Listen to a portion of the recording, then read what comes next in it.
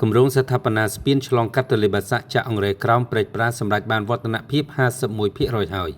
អង្គភាពគ្រប់គ្រងគម្រោងសាងសង់ស្ពានឆ្លងកាត់ទន្លេបាសាក់ចាក់អង្រែក្រោមព្រែកប្រាដឹកនាំដោយឯកឧត្តមសួងហេងរដ្ឋលេខាធិការ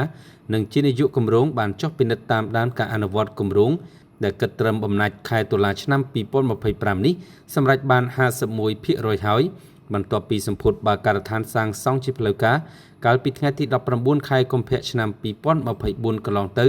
ក្រមអធិបតីភាពដ៏ខ្ពង់ខ្ពស់សម្ដេចមហាបវរធិបតីហ៊ុនម៉ាណែតនាយករដ្ឋមន្ត្រីនៃព្រះរាជាណាចក្រកម្ពុជាបច្ចុប្បន្នសម្រាប់បានមួយផ្នែកគ្រឹះស្ពានសម្រាប់បាន 91 កណ្ដោះសញ្ញា 62% ក្នុងនោះសសរគ្រឹះចំនួន 156 ដើមសម្រាប់បាន 148 ដើម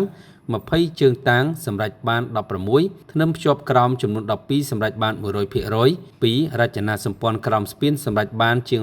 68% រួមមានតួស្ពានចំនួន12សម្រាប់បាន 100% សសរស្ពាន52សម្រាប់បាន40និងធ្នឹមភ្ជាប់ក្បាលសសរទទឹងស្ពានចំនួន34សម្រាប់បាន23ធ្នឹមទី3រចនាសម្ព័ន្ធផ្នែកលើស្ពានសម្រាប់បានប្រមាណ 23% ទី4ការងារផ្លូវតភ្ជាប់សម្រាប់បាន1កណ្ដោះសញ្ញា 7% និង5ការងារផ្លូវបង្វែរទិសចរាចរណ៍សម្រាប់បាន 4% ព្រមទាំងការងារសំខាន់ៗមួយចំនួនទៀតរយៈពេលសាងសង់គិតត្រឹមខែឧសភាឆ្នាំ